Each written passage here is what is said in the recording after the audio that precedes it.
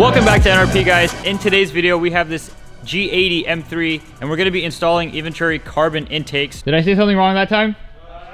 Okay. So these are the most expensive intakes on the market for the G80 chassis. Obviously, you can tell it's because they just look so damn good. Check it out, like the carbon weave and everything, how shiny it is, how the intake looks, just everything together. It just looks fantastic. And when it's in the engine bay, it's gonna look even better. You're probably wondering why we have the wheels off for an intake install. It's because we just installed M Performance height adjustable springs like we did on that last car, but we also got it done for this car. This is also an X drive, by the way. If you guys are interested in checking out that installation video, I'll leave a link down below in the description if you are trying to do that to your G80. But the reason why I'm telling you guys that is because we do have some of the stuff off already, so don't think that you have to take all this stuff off for the intake installation. So we have Eric here today. He's gonna help us out. So we're gonna do 13 mil right here. These bolts are 15. We're gonna take off the top one as well because we got to get this engine cover off. And so let's remove that real quick. Again, 13 and 15 mils. Please hold. All right, so this thing is really tight. There's nothing this bad boy can't get out. 15 mils.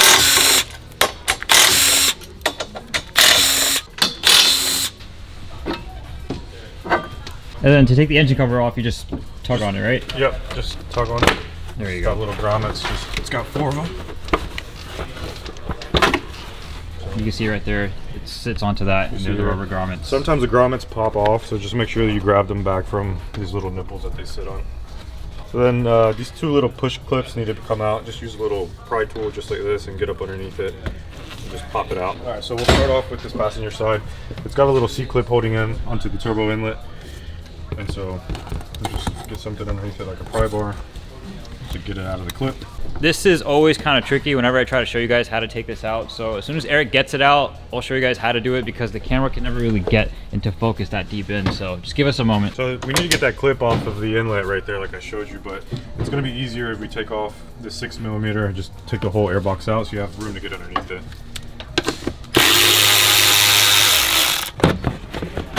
So this is the clip that needs to get released. It's already off of here and here, so just need to get up underneath it and get the bottom side as well. Just pop it out just like that, and you'll see the different things where it locks into place. So 4 different points. Once you have those out, just pull it out, and you have access to the inlet. All right, so now we'll move over onto this side. Just take it loose. You don't really have to move this one apart. This whole pipe is going to come out together. The same thing has got a quick connect down here. Same exact spots that need to come out of it.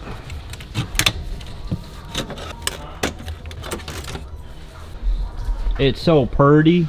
Look at that subwoofer, guys. Sheesh. So next order of business is removing the turbo inlets because they're going to get replaced by the Eventuri ones. Check the detail inside of this one. It's super cool. So you'll see the big difference in the 2. We'll compare them so you can see them outside of the car. But now it's just a matter of taking this inlet out. So give us a sec. Once we take it out, we'll show you. So it's 2 E8s holding the inlet in. One on the top at like 12 o'clock, another one at like, I want to say 4 or 5 o'clock. So E8 with a swivel will probably be the best bet here. Make sure you're really careful not to drop these bolts because if you drop it, who knows where it's going to go. So Eric, I dropped the bolt. He didn't take his own advice and he dropped the bolt. So now we're going to go under and quickly grab it. But he is right. If you don't have a lift and you're doing this and you drop this, it's going to be annoying. So just be very careful. Sometimes I just get butterfingers, dude. Let's see if you can get it without taking the belly pan off. Belly pan down. Alright, we'll be right back after these short messages. I mean, I heard it hit the bottom pan. I heard it hit some kind of metal. So we just spent like 20 minutes looking for this bolt and we were just about to quit, and then look at where we found it. It's right here. And it, look at that. It fell perfectly into this hole. Oh, do it again, put it back in. It's like it's meant to be there. Bruh. That is crazy. So yeah, don't butterfinger it, and we don't even need these because it comes with new ones, but we don't want loose bolts chilling in this guy's engine bay. We do things the right way, even if I have butterfingers. So at this point, you got both bolts out. Just kind of put it in the block. So 12 o'clock, 6 o'clock, and then we'll show you the difference with the other one. So this is what we took out, this is what we're putting in. You can see how much bigger it is. So the performance gains are definitely not just a gimmick. Like, this thing's the real deal. All right, so next step is to remove the other inlet, which is here. You have electrical connection. You have 2 T20s here, and then the same E8s, just they're at 3 and 9 o'clock versus 12 and 6 on this guy. In order to just gain more access down here, I'm gonna take off this little water pump right here. It's just a 10 mil. now I have this extra little room here to put my fingers down here and grab the E8 on this side. There's a quick connect on here. You gotta loosen up the locking tab, and then you just squeeze and pop it out. It's not focusing, guys. I'm gonna try my best to show you. It's just like any other BMW connector. You unlock this piece, and then you can use the squeeze tab to squeeze out of the connector. So there's a crankcase hose that's going to attach to here. It's just a little push tab, so you need to push and pull. And something like this will really help out because you can get around it and then just push on both sides and just pull it off. So just move it out of the way. So before I drop this one, this is Eric the bolt dropper. Grab my little magnet. I'm not chasing another bolt. Don't. Bro's playing operator right now. Her operation. Nice. So now this pipe can come off, and so the only thing remaining at this point is the two E8s holding onto the inlet, just how it was over here. So what we did was we actually removed these two T25s because it's just easier to pull this out, because taking this out is just making the job a little harder. So what Eric did was pull this out first, and then we got the inlet out. Check it out, and we can compare it with the one from Eventuri.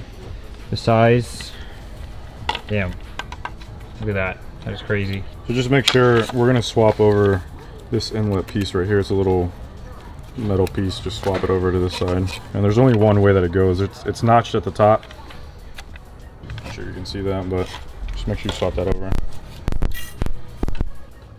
So once you've gotten the inlets out, we're pretty much, I want to say 40% done. Now it's just putting the ones from Eventuri back in and then putting everything back together. So we're almost there, guys. We're gonna start with this one. We're gonna do it separately. Can put this on and try to finagle it together, but I think to me it's gonna be easier to put this in first and then put this on next. And so you'll have to tighten up two T30s that's already in here. Remember, 3 o'clock and 9 o'clock. And then the kit comes with new bolts. The bolts that we took out of here we're not gonna reuse because it comes with fine threads to go into here. And so we'll just go in with this. Just sort of set it into place. And before we start tightening up, let's get this piece in there.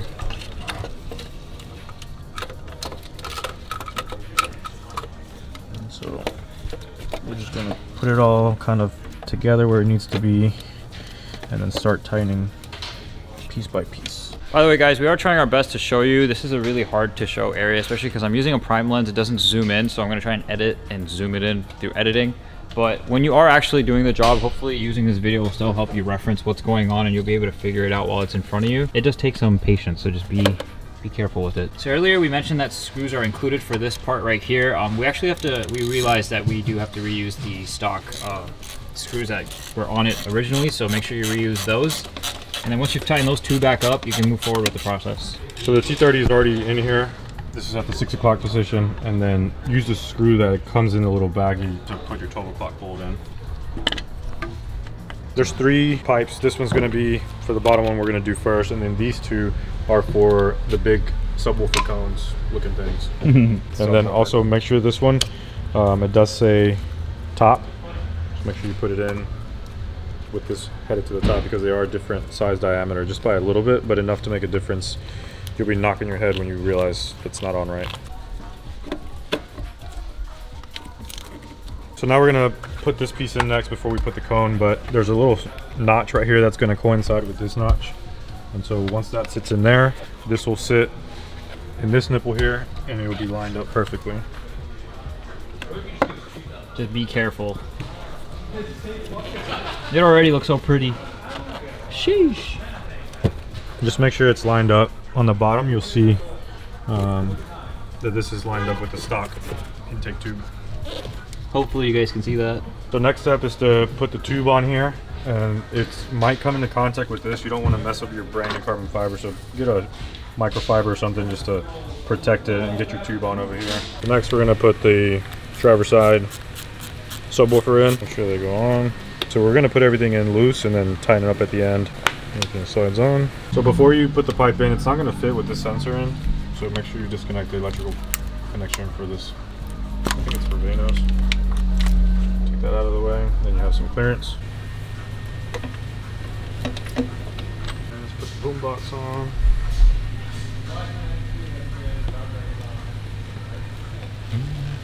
Make sure these two holes line up with the little bracket thing. Go ahead and put the bolts in it, but don't tighten them yet. You want to make sure everything's tight this way and then make a final adjustment here so you don't have a gap. These are the ones that came with the kit. We're not using the stock ones because they're a different size width. And you guys can see why the towel is crucial, because then you save all this area that is literally the best part of the intake, because you don't want to scratch this thing. At this point, I'm just going to tighten up the clamps. Just make sure that this rubber boot is flush with both sides and there's no gaps here, so just everything looks pretty and tight. Just use the lip on the carbon as a reference point of where it needs to stop, because you don't want any leaks in this. Go ahead and tighten this up. It doesn't need to be super tight. You're just making sure that it's not going to vibrate off. So before you input this piece in, you need to remove these two 13s, because if you see, this is going to line up here, and then you'll use these bolts again to tighten everything down. Just go ahead and remove these beforehand so that you can go ahead and start working on it. So before you start inputting the cone and this other piece, we already preliminary took these two bolts out. You need to take this duct out as well. So just take out the whole thing and take this grommet out, because we're not going to be using this either. It just pops out a little circle clip. And then one last thing before you start all this, the expansion tank is going to need to be moved a little bit just to get clearance. So the only thing holding it in place is these two tanks. So just take these two out. There's a little plastic nipple here, and that's what you need to take it off of.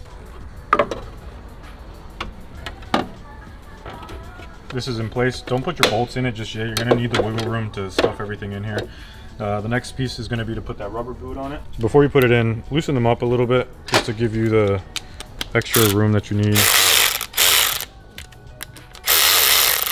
Doesn't have to be crazy. And then when you position it on there, make sure it's in a position where you can come in later with a extension and tighten these up. You don't want to put it facing down and then you can't reach it. Whether it's yourself taking this back apart, or the next guy, just make it easy for everybody involved. So we're going to do it like this. You're going to back it all the way up just to give you all the clearance that you need. And once we put the cone in, we'll slide it back this way and mate both pieces together. So obviously once that's flush with the inlet, subwoofer time. We're going to go ahead and move the microfiber from that piece to this piece. Just keep protecting the carbon so that way you don't scratch your nice new expensive intake. So at this point we're ready to drop the subwoofer down. And so we've already moved this a little bit out of the way. It's not much, just about an inch, but the idea is to get this piece down here in position, and then you can slide this over this piece. There you go. So once you get it in, you should be able to slide it into place.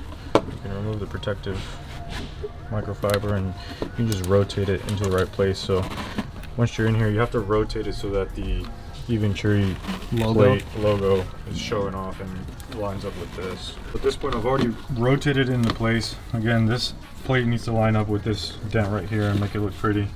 And also for flow purposes, if you see here, the rubber is not on right, so you can just take a non-marring little pry tool and just kind of work it out and get it to where you need to be. So make sure that your seal looks like this. It needs to be flapped out so that it makes an airtight seal. So all the way around it looks good. Now the next step is to get this rubber back on like we've been talking about. Now that you're on there, just slip this rubber boot back on. It'll max out at this slip right here, and then tighten up your clamps. Pretty much the exact same as what we did here, just do that again over here. So you see how this clamp is a little bit further in the back. So you want to loosen it up and straighten everything out so that you have equal pressure all the way around. We can put the expansion tank back where it belongs. So again, just drop this little nipple in here, get your two 10mm bolts. So at this point, everything is tight. We tighten up our two bolts here. The next step would be to, don't forget to plug this back in, or you will have faults. The car might not even start.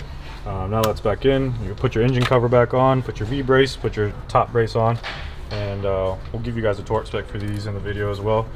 And you should be good to go. Start it and enjoy the car. All right guys, so that pretty much concludes the installation process of the Eventuri intakes. If you check them out, look how great they look. The gloss carbon on, especially with this car's color, I know it doesn't really matter when it comes to an engine bay, but it does look really cool. It suits the car a lot. I'd say the most annoying part of the entire installation process is just making sure you don't scratch the carbon, because it just looks so damn good and you don't want to mess it up. But also the inlets, it was just kind of annoying, kind of reaching into those really tight, really hard to reach spots to unscrew things. But like I said earlier, if you take your time with it and you're patient with it, it should be just fine. But now we're gonna go ahead, and once we're done buttoning this all up together, we're gonna go ahead and start the car for you guys so you guys can hear the intakes and how they sound.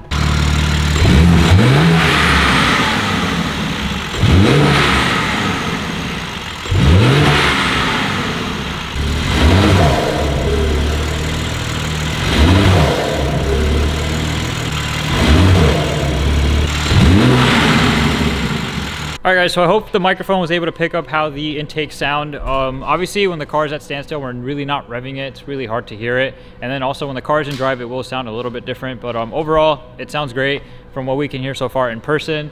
And they also look fantastic. Chris photobought me the video. But if you guys are interested in buying these intakes, I will leave a link down below in the description for you guys. Overall, the installation process, it wasn't the easiest, but it's not terrible either. Again, if you drop a bolt underneath the car, it turns into a whole thing. That's what Eric's bolting up right now. But aside from that, if you manage to not do that, it's not too bad of an installation process. Like I said, the inlets are just the annoying part of it, but overall, it's a solid intake. I think it's great. But anyway, guys, that pretty much concludes today's video. If you guys have any questions, feel free to comment down below, and I'll catch you guys in the next one.